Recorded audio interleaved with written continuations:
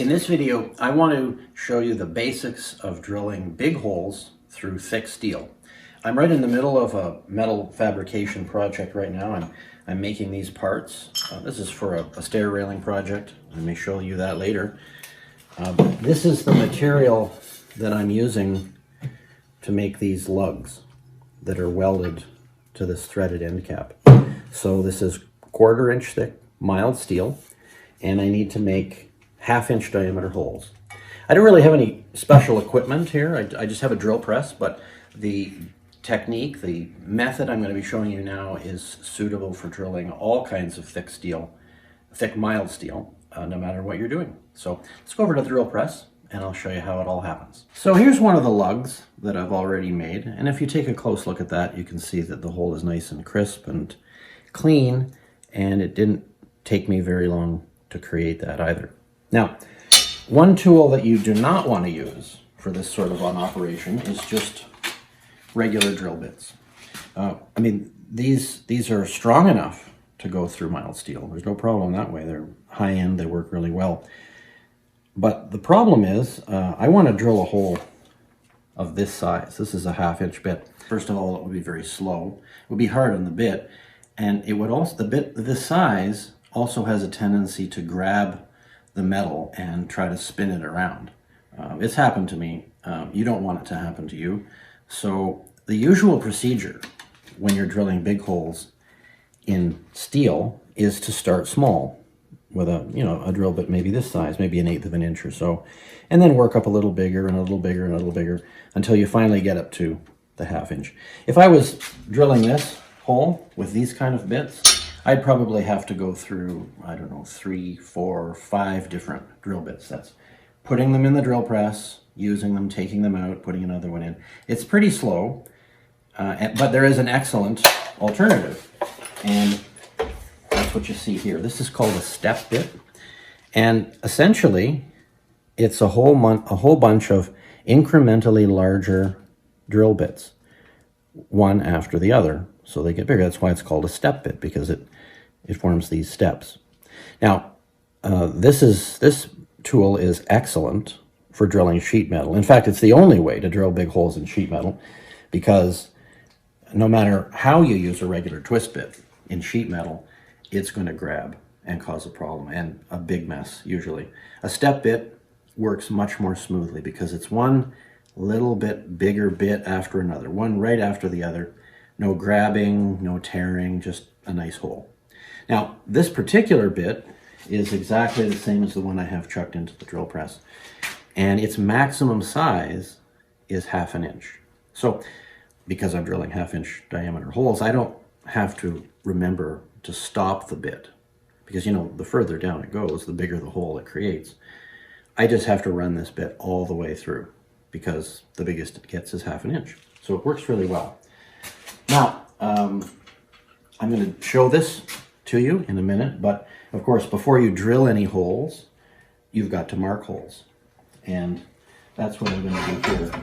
This is some 1/4 inch mild steel stock that I'm using to make these lugs.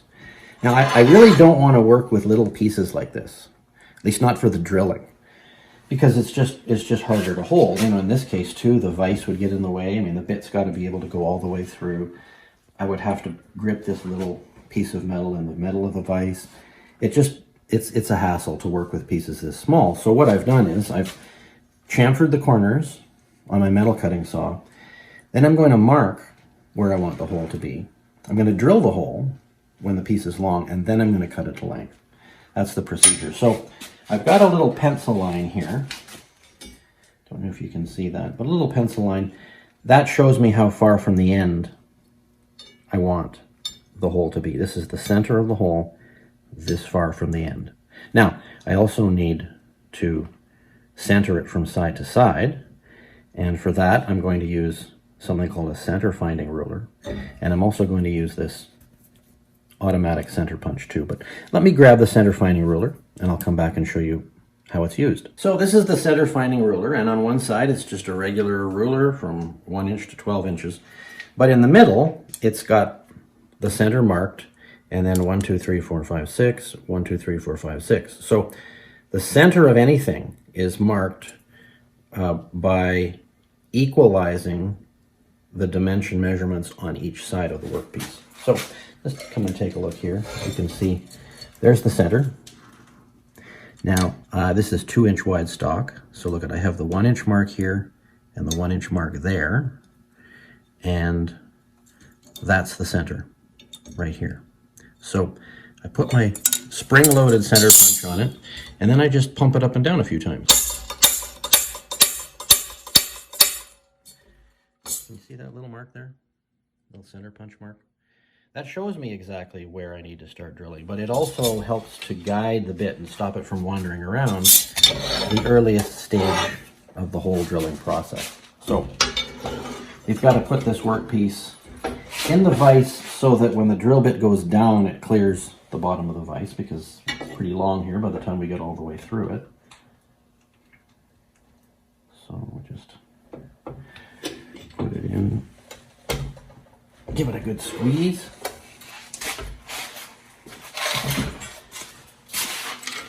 Clear off this stuff. Now, these pretty little curly cues here, these are from previous holes that I've drilled, and this is what should be generated by a bit working properly. They're fairly thick. They're not springy at all, but they are stiff. And this is what the shavings should look like. Nothing finer than this. Safety glasses are a must. You never know when these things are going to be flying out all over the place. This is just a kind of a semi-ordinary drill press. It's not an industrial strength model or anything like that. So you can drill these sorts of holes with just about any drill press you have, as long as you have the right bit. And some cutting oil. Not just regular oil, but cutting oil actually has some sulfur built into it, so it's specially meant for cutting threads. Now, you also don't want the bit to be spinning too quickly. That's about the speed. You can set drill presses to go fast or slow. This is what the right speed looks like.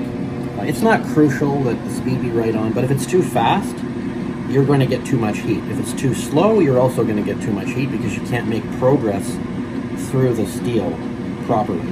So I'm moving this down, and my job now is to find that center point. So there we are, it's engaged. Now I'm applying some pressure, a fair amount of pressure. I need a drill press for this operation because I can't press hard enough with a handheld drill. And then the first part of getting through, there we go, that's the hardest. Now, I've put oil on before, but I want to put on some more oil now because I want to make sure everything is nice and oily. This bit has drilled dozens and dozens of holes like this, and it's still just as sharp and effective as when it was new. So now that I'm through, you'll see how much faster it works because it goes from one step right to the other.